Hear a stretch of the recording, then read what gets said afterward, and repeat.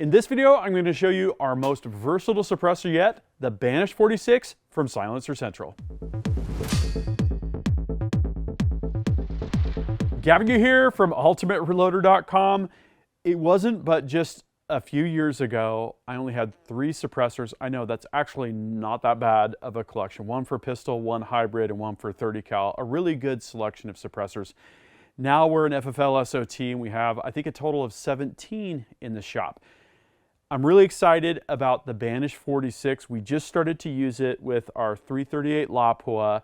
In this video, I'm gonna get it out of the box. I'm gonna show you what's included with it, some unique features, and give you an overview of specs and some fun that we had with our sight-in and some initial shooting at steel targets.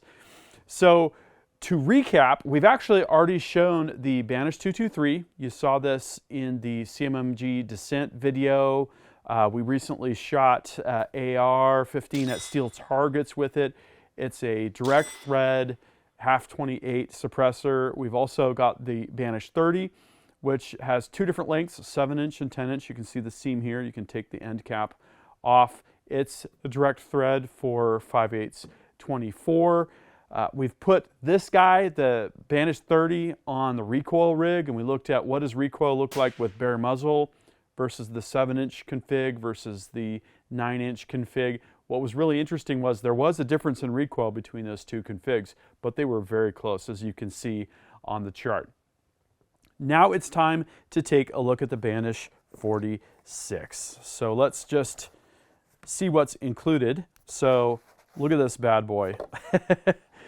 That is a can. Take a look at that. And then we've also got the tool that comes with the Banish 46, which I'll show you what that's for in just a second. And we've got an extra O-ring. Those hold the different components together when you assemble and disassemble the unit. Okay, so I'm going to show you real quick how this works. This tool is the inverse of the pattern that's on the end cap, right? So we can use this Torx tool, get a good hold on it, and that's going to allow you to take off the cap. And the cap comes off so that we could take it from, there's 2 different configs here, 7.9 inches or 10 inches. So I was running it in the 10-inch config. We can take that down to 7.9 inches, and the cap goes right back on.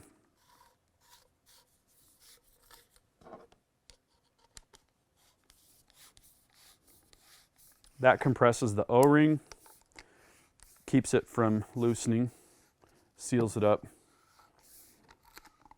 You can feel it clamp down when it bottoms out. So there's our 7.9-inch config. And this is a modular suppressor. Let me go over the specs real quick, and then we'll get our direct thread mount attached. So the diameter is 1.73 inches. These are both 1.5-inch suppressors, so we definitely step up in diameter, which is going to have an effect on flash, and it's going to have an effect on noise reduction as well. This is a titanium can. It is self-serviceable, which is nice. It's .460 caliber. Which means it's going to be incredibly versatile in terms of different applications that we're going to want to run with this, different calibers to shoot through it. From 5.56 caliber to 11.63 millimeter, it's coated with gun coat. It's rated at 34.5 decibels sound reduction, and it is full auto rated, which I absolutely love. It also comes with a lifetime warranty, and if you order through Silencer Central, this is a Silencer Central brand, they have their program where they can do your trust paperwork.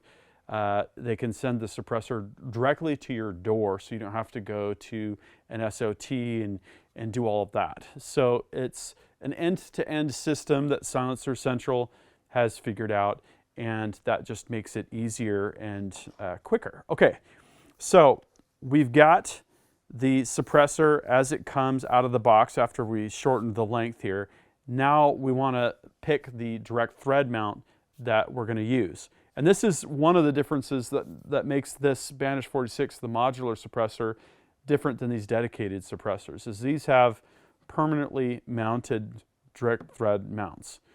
not user serviceable. With the Banish 46, I have half 28, which would be great if we wanted to use it with a 22 cal of some sort. We have the 5/8 24, which is what most of my muzzles are threaded with. We've got 11/16 24, and we've got 3/4 24. 3/4 24 is what I've got with this Freedom rifle that we put together. Let me tell you a little bit about the rifle. Actually, this is a really nice rig. It's got the Bat HR action, Bartline 338 barrel blank. We used Treble gun tools. I've got the reloading press out here because we just started to load ammo for it. Treble dies, Treble reamers, Treble gauges, really nice German stuff. MDT ESS chassis, Blackhound scope, Salmon River Solutions Typro brake, and a full custom Cerakote job. The chassis itself was FDE from the factory from MDT. I did the laser imaging, the 1776 on there. And then I Cerakoted the barrel action, the brake, and we did the magazine as well. Kind of came out really nice in my opinion. My oh so humble opinion, that is. Okay, so that gives you a little bit of background on the rifle. And I threaded the muzzle 3/4 24. And so I wanted to use a threading that was popular with 338. I looked at some of the factory options and what folks were running. I looked at AccurateShooter.com and I landed on 3/4 24. So we take the 3/4 24 direct thread mount. I've already applied a little bit of TW25B grease to that from the first time that we put this together. And you'll see there's this hex feature that looks like a bolt on the back of the direct thread mount. All we need to do is take our 1-inch wrench, give it a little bit of a snug, and then we can go ahead and screw it right on to the rifle. So not only do we have 2 different lengths that we can run, we have 1, 2, 3, 4 different muzzle threadings that we can utilize. Okay, so give that a little bit of snug. We're ready to go. So that is pretty easy. Everything is consistent with how the suppressor is put together, you know, with the other suppressors that I showed you, except for the fact that you've got this direct thread mount that you can unscrew and screw in to change for different configs. Okay, so what did we do with it? Well, this is kind of a quick look video. It's been a little ridiculous around here. We've had snowstorms. We haven't had access to all of our shooting ranges. So we went up to our mid-mountain range where we've got a 100-yard backstop. We had to actually snowplow the whole thing. It was a little bit ridiculous. And we got it on the bench rest, and I had it sighted in for use with this SRS Typro brake. So I thought, before we go out and shoot steel, obviously we're going to need to sight it in at 100 yards. Now we just got our long shot LR3 camera system. This thing is totally awesome. Gives us a live view on our iPad of what's going on at the target. We can measure group sizes. We can see what kind of POI shift we have. Really, really good stuff. So I used that to monitor my progress, took a few shots and got things zeroed in. I think the POI shift was about 1 inch at 100 yards, which is pretty typical for, you know, going from a brake to a suppressor in my experience. The brake might have a slight POI shift. Your suppressor has a bit of a POI shift. It's just something that you've got to account for. Re-zero the rifle. After doing that, I actually put some dope together with the Shooter app.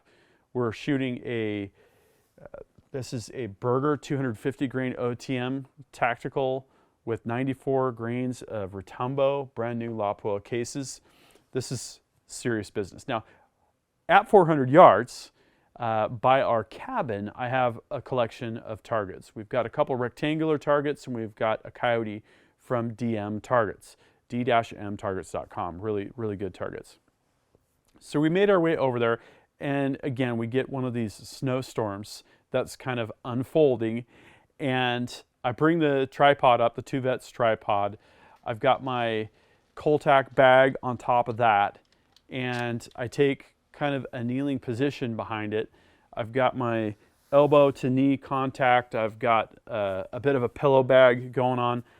First thing I can tell is it's been a long time since I've shot off a tripod. I definitely need to practice up big time. But I had a first round hit, and we had a lot of fun. Hear just how loud that 250 grain bullet is. I mean, really, really big sound. And then I shot the rectangular target, and that made much more of a thud. The Coyote, big ringing sound. The rectangular target, mega thud. And just the authority that you get with a 338 Lapua, totally, totally awesome. So that's kind of my quick look at the Banish 46. We have a lot of different things that we can do with this, so expect to see it in future videos. It is full of auto rated, which definitely gives me some cool ideas. Here's what I'd like to know is, what do you think of the Banish line of suppressors from Silencer Central? What suppressor are you running? What do you think I should do with this Banish 46? What configs, what calibers would you like to see it tested with? Do we want to see some recoil results? I think that could be really interesting with the 338. This thing has got a lot of push back into your shoulder. It is a heavy, heavy duty cartridge. Anyways, lots to talk about, lots to explore. I would love to hear your opinion, so do drop that comment. That concludes this video, and that means it's time to wrap it up. I hope you enjoyed this video. Don't forget to like and subscribe. Also, we're on Facebook, YouTube, Rumble, where we've got unrestricted content, and Instagram. Make sure to follow us on all those channels. Ultimate Reloader also has a commercial solutions division serving law enforcement, the military, and the gun industry. We have some unique capabilities, including a comprehensive suite of recoil testing and evaluation capabilities, trigger profiling, and more. If you're interested in custom rifles like what we build here on the channel or gunsmithing services, you're going to want to go to rifles.ultimatereloader.com and get on the wait list. If you're interested in becoming a professional gunsmith, check out the Sonoran Desert Institute. They've got a degree program, they've got a certificate program, and you can study from home. Learn more at sdi.edu. Thanks again for watching.